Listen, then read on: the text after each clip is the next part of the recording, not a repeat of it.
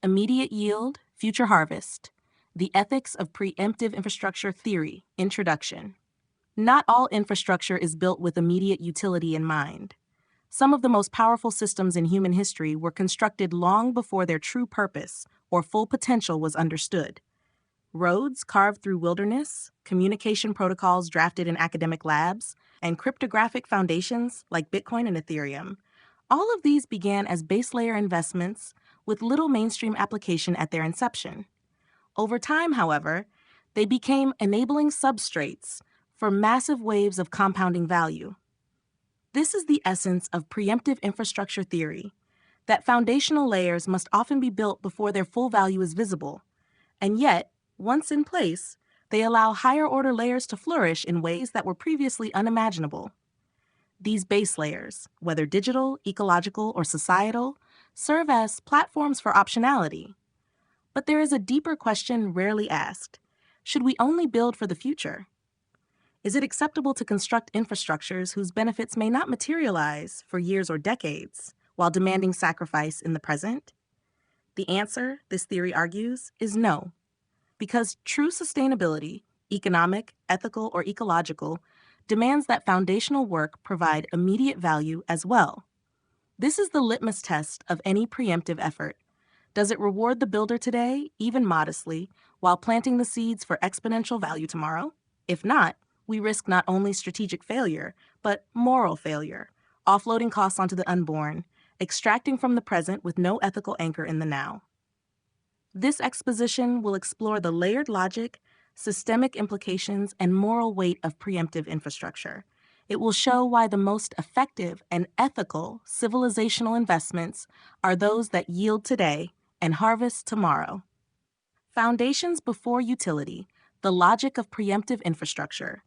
Preemptive infrastructure begins with a paradox. It is built not because the need is obvious, but because the builders perceive a future pattern, a gap, a bottleneck, or an enabling condition that will one day become essential. Consider the Roman road network. At the time of its construction, its scale far exceeded immediate use. But in laying stone across empire-spanning routes, Rome wasn't simply moving troops and trade. It was constructing the future fabric of coordination. Centuries later, those roads underpinned communication, commerce, and culture across Europe. The value was amplified over time, far beyond its initial cost. The internet followed a similar path. TCP/IP, DNS, HTML, these were base layer protocols created not to support billion-user apps, but to allow basic interoperability between machines. Yet they became the digital soil from which every modern platform, from Google to Ethereum, has grown. In blockchain, this same pattern is clear. Bitcoin, as a digitally scarce base asset, wasn't useful to most people when it launched, but by anchoring value in cryptographic certainty, it laid the foundation for an entire asset class. Ethereum, as a programmable layer 1, launched without clear applications beyond token experiments and rudimentary smart contracts. Today, it supports entire financial ecosystems, DAOs, and identity layers. The lesson is consistent. Foundational infrastructure creates optionality. It doesn't prescribe the future, it makes it possible. This optionality compounds as new actors, tools, and needs emerge, but only if the foundation is resilient, credible, and broad enough to support unforeseen complexity. Still, a key problem emerges in many of these efforts. Foundational layers are often costly, slow, and politically thankless. Because their benefits are invisible at first, they can be devalued, defunded, or prematurely abandoned, unless they also offer something valuable in the present. And that brings us to the core ethical tension in infrastructure design. If the benefits are only deferred, is the foundation still sustainable? Here is Section 3. The litmus test, immediate yield as ethical necessity. It's easy to romanticize long-term thinking. We praise those who plant trees whose shade they may never enjoy, but if planting that tree costs the planter everything, with no sustenance in return, who will keep planting? This is the pragmatic and ethical core of preemptive infrastructure theory. Foundational systems must deliver immediate, meaningful value, even if modest, in order to be sustainable. Without present-day yield, no system can maintain the energy, trust, or capital required to persist. A society that relies solely on postponed reward becomes brittle, parasitic, and eventually disillusioned. We see this principle vividly in ecology. Take the example of plants, the original preemptive builders of Earth's ecosystem. When cyanobacteria began photosynthesizing 2.4 billion years ago, they weren't waiting billions of years to add value. They immediately altered their environment, producing oxygen, reducing atmospheric CO2, and transforming the climate. Over time, this initiated the Great Oxidation Event and enabled the rise of multicellular life. But the change began right away, and the benefits scaled. Likewise, in blockchain infrastructure, the most successful layer ones are those that offered some utility or narrative power from day one.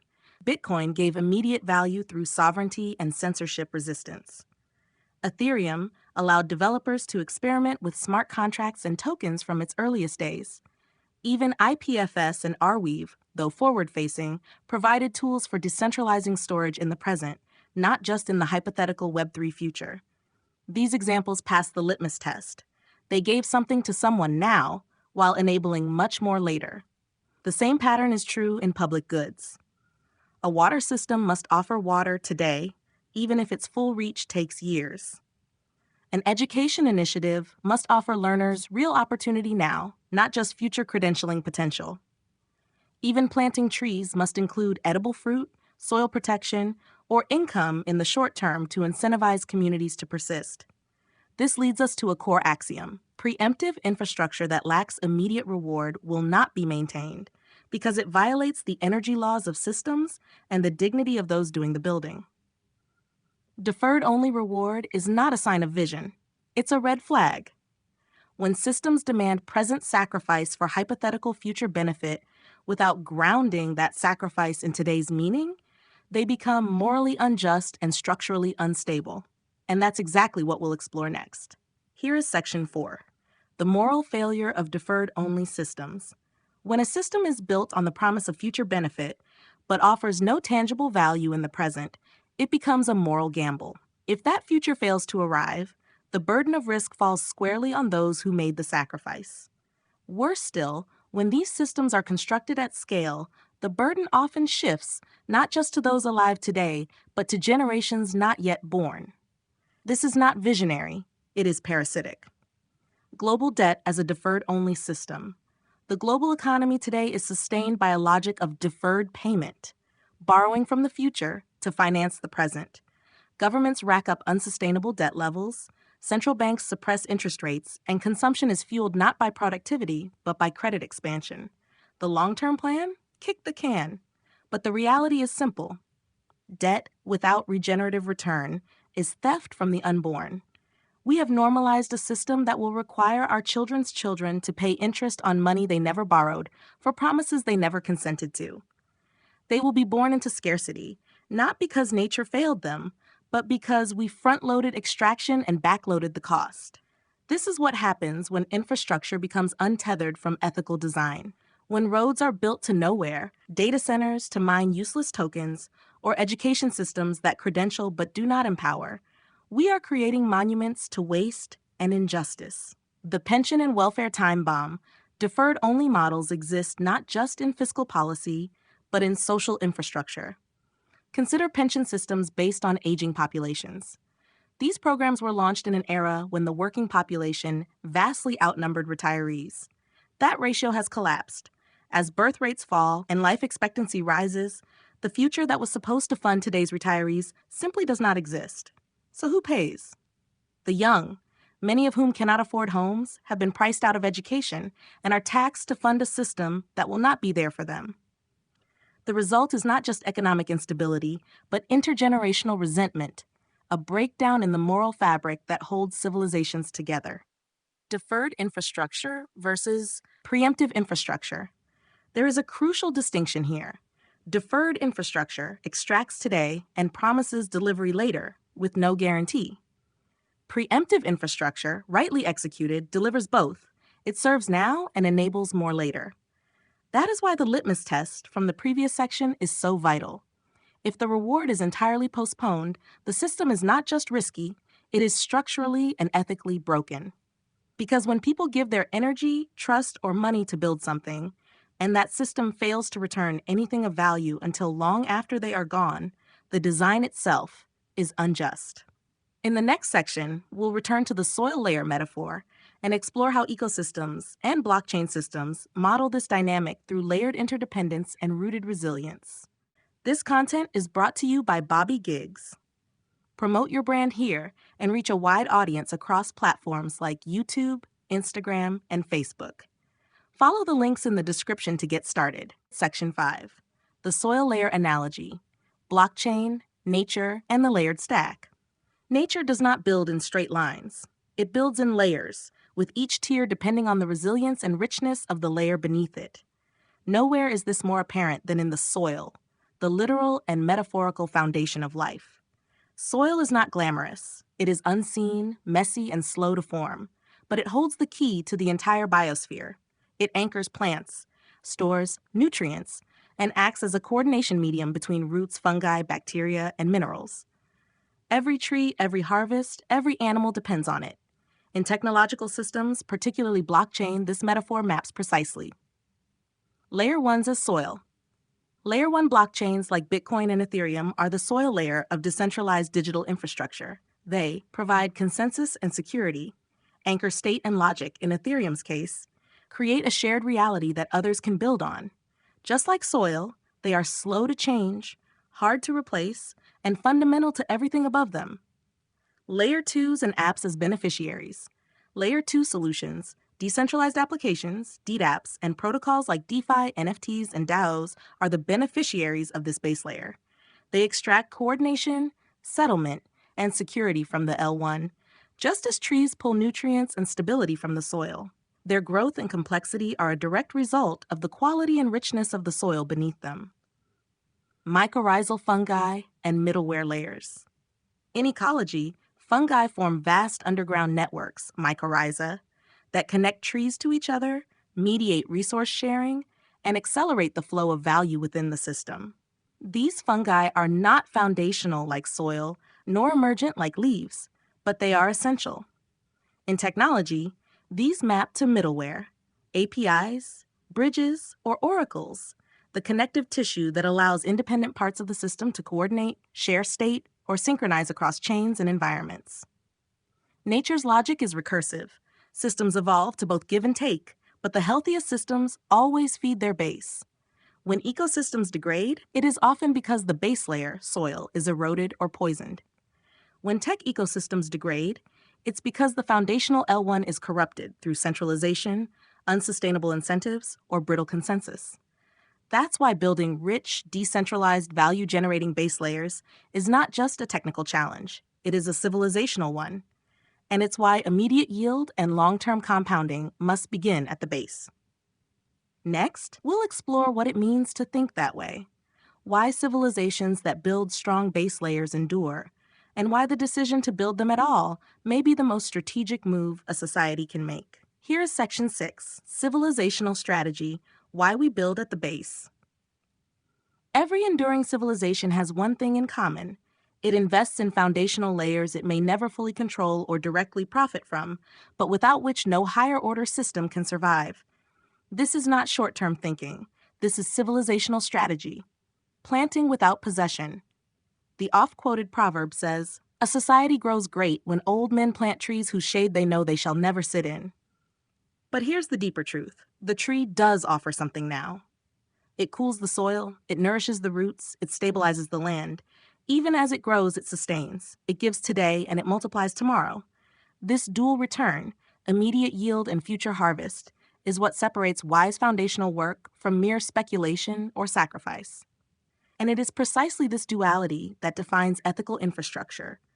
A road, a data standard, a legal framework, or a smart contract L1 may not bring riches overnight, but it reduces friction, increases coordination, and signals a shared direction. That signal alone has value, creating momentum and trust in a common project. Rome, Bitcoin, and the long arc. Rome built aqueducts and sewers before most citizens saw the benefit.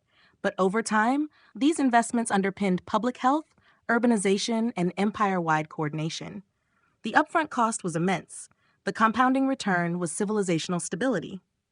Bitcoin, similarly, was launched with no mainstream adoption, no business model, and no institutional support. But it encoded a radical idea: trust does not need intermediaries. That trust, baked into protocol and cryptography, has become a sovereign layer upon which entire monetary experiments are now being conducted.